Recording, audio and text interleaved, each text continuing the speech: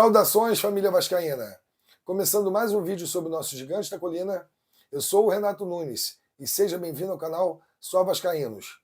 Trazendo a análise pós-jogo de Bragantino 1, Vasco 1. O Vasco conseguiu um ponto fora de casa, poderia ter conquistado os 3 pontos, teve a oportunidade de matar o jogo ali no primeiro tempo, acabou não matando e acabou levando o gol de empate. Como diz a máxima do futebol, quem não faz leva, e foi o que aconteceu com o Vasco hoje. No primeiro tempo, o Vasco entrou bem forte ali, os 5 primeiros minutos, o Vasco atacando, indo para dentro do Bragantino, até deixando o Bragantino assim assustado, porque eles não esperavam essa atitude do Vasco logo ali no início da partida, de partir para cima. E o Vasco ali teve chance com o Gabriel Peck, que chutou buscando o ângulo, o goleiro Cleiton do Bragantino fez a defesa, depois teve algumas outras chances, o Vasco criando bastante, tentando ali com o Paulinho, tentando com o Lucas Piton, até que num lance o Verratti foi derrubado dentro da área, o Daronco até então mandou seguir o lance, porém o VAR chamou, e o Daronco ainda ficou uns 4 minutos ali para dar o pênalti.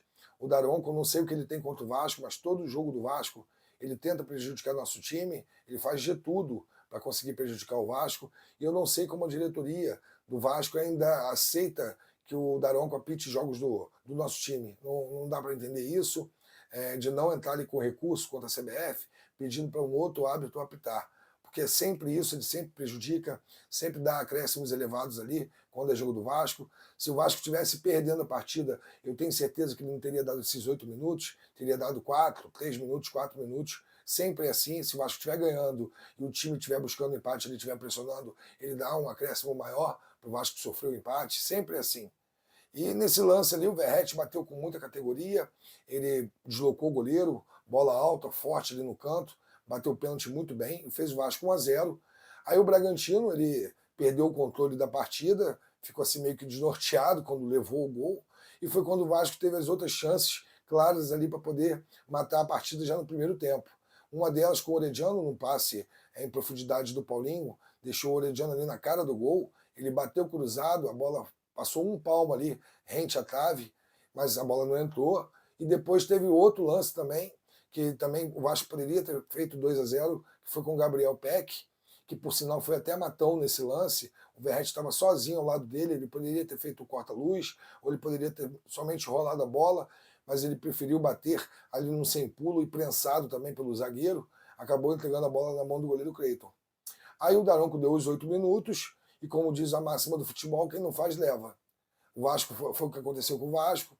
O Vasco ali no último minuto do primeiro tempo tomou o gol de empate, um chute ali da entrada da área do jogador Gustavinho do Bragantino, ele pegou muito bem na bola. Foi até então o primeiro chute ao gol do Léo Jardim. O Bragantino tinha atacado, mas não tinha acertado o gol. O Léo Jardim até então não tinha nem sujado o uniforme ainda. E até achei que ele poderia ter pego essa bola, não estou dizendo que foi uma falha, até porque foi um chute de rara felicidade ali do Gustavinho. A bola pegou praticamente com um sem pulo, mas o Léo Jardim ele chegou a encostar essa mão na bola. Eu acho que se ele tivesse ido com as 2 mãos ali, mais firme, ele poderia ter tirado, porém não tem como dizer que foi um lance que foi falha dele. Mas o Vasco tomou o gol ali no último lance do primeiro tempo, graças ao Daronco, que deu os 8 minutos, para variar, sempre tentando prejudicar o Vasco. Aí voltamos para o segundo tempo. No primeiro tempo, o Marlon Gomes tinha sido amarelado pelo Daronco. Aí o nosso treinador, Ramon Dias, fez uma substituição já no intervalo, retirou ali o Marlon Gomes pendurado e colocou o Jair, que ia fazer a mesma função. Então entendo a substituição, até porque ele sabia que o Bragantino ia vir com tudo para cima, e o Marlon Gomes, como estava fazendo o papel de segundo volante, que tem que marcar, poderia tomar o segundo amarelo. Então ele colocou o Jair já no intervalo, apesar de que o Jair novamente fez uma atuação muito apagada, muito aquém do Jair do início do ano, que começou jogando pelo Vasco. Novamente ele foi muito mal na partida, e o Vasco foi caindo de produção e o Bragantino começou a crescer na partida. Aí aos 15 minutos do segundo tempo ali, o Ramon Dias fez uma estratégia de fazer logo 3 alterações de uma vez, porém hoje eu acho que o nosso treinador ele foi um pouco infeliz nas escolhas dele, principalmente porque, opinião minha, não sei se é a sua, se for também comentem no vídeo, eu não vejo o Gabriel Peck e o Figueiredo podendo jogar juntos. Eu acho que o Figueiredo tem que ser o reserva do Gabriel Peck, colocar um ou outro durante a partida, mas ele, né, nessa segunda substituição, colocou os 2 para jogar juntos, porque ele entrou ali com o, o Puma Rodrigues no lugar do Robson Bambu, na lateral direita, colocou o Figueiredo no lugar do Orediano e colocou o Galaza no lugar do Piton. Ou seja, o Vasco ficou ali sem um lateral esquerdo, o Galaza fazendo ali o mesmo papel que o Robson Bambu fez na lateral direita no primeiro tempo, o Galaza fazendo ali no segundo tempo. Não sei porquê, até porque eu não achei que o Lucas Piton estava mal na partida, a não ser que foi por cansaço, mas também não demonstrou isso quando saiu, ele saiu com uma cara meio amarrada, então não parecia que ele pediu a substituição. E piorou a qualidade do time, o time do Vasco começou a se retancar muito, se defender muito, e só deu o Bragantino na partida. O Vasco ali no segundo tempo jogou todo, sem um ataque ali, sem uma finalização do gol.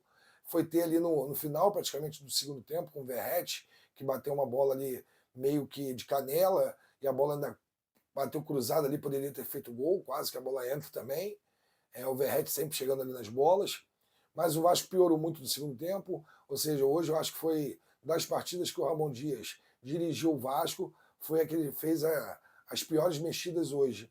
Eu, por exemplo, teria entrado hoje com o Sebastião Ferreira ao invés do Figueiredo, ali quando ele tirou o Orediano. Poderia ter colocado o Sebastião para o Vasco ter ganho mais força ofensiva e também prender mais os zagueiros do Bragantino ali na marcação, porque o Vasco teria mais 2 homens ali de área, o Verratti e o Sebastião Ferreira, então prenderia mais os defensores do Bragantino. Porque até a zaga do Bragantino estava subindo para o ataque, o Bragantino estava atacando com os 10 jogadores de linha para tentar o gol ali da virada, e o Vasco somente se defendendo. Por último, ele fez uma substituição por cansaço do Medel, que também já estava amarelado, e ele entrou com o Capasso no lugar do Medel, até aí tudo bem, até porque, como eu disse, o Medel tinha sofrido cartão amarelo, e um jogador cansado, ele geralmente chega atrasado na bola, poderia tomar um segundo amarelo, ser expulso, e ainda desfalcar o Vasco na próxima partida aí contra o Atlético Mineiro. O Vasco que já vai ter o desfalque do Orediano, o Orediano também tomou o amarelo, e vai desfalcar o Vasco contra o Atlético Mineiro.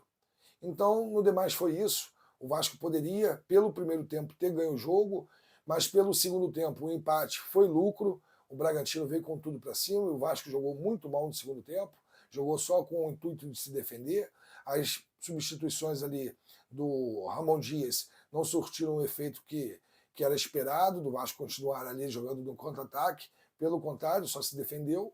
Então, olhando pelo geral, o empate foi um bom resultado, até porque a gente estava jogando contra um time ali que está brigando pelo G4, que está em terceiro colocado no campeonato, estava jogando fora de casa, nos domínios do adversário, e também pela situação geral do jogo, no qual o segundo tempo só deu o Bragantino.